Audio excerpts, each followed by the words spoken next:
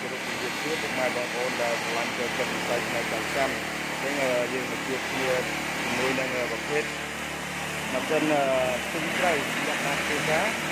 ឬក៏អាចជាអាជីវកម្មបានផងដែរនេះគឺប្រភេទម៉ាស៊ីនទិញត្រីនេះការឡើងនៃការដំណើរដើរវាយើងមើលទៅ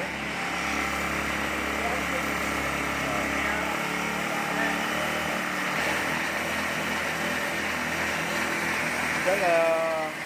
ជាបញ្ហាទេព្រោះម៉ាស៊ីននេះมันមានដំណើរដើរវា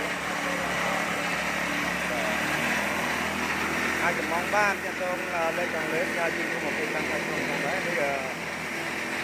រៀបឡើងពីអតិថិជននេះគាត់មកយកផ្ទាល់តែម្ដងដល់ទីតាំងផ្ទាល់បាទនេះតាមដានវីដេអូ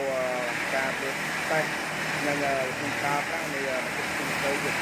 ជាមួយខាងគ្រូដាក់ចាំខ្ញុំផងដែរបាទហ្ន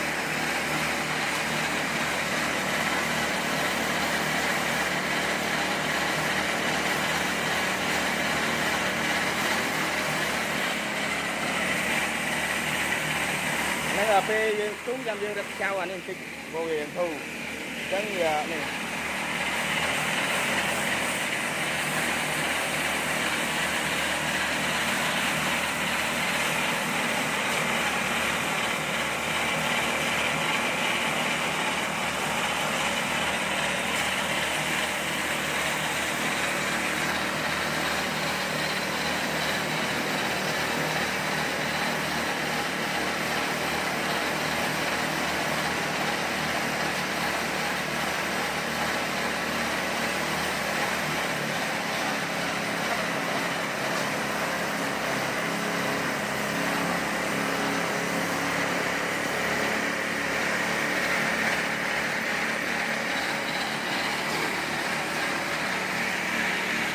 ai cầm mong ba số thêm một sân nhưng mà sân chỉ ra chứ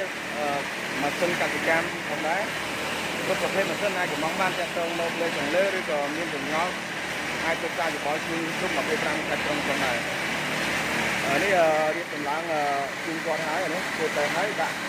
thật làng chung con đàn rồi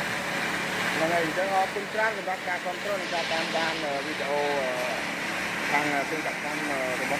giống họ tung bác ca control ra cái chuyện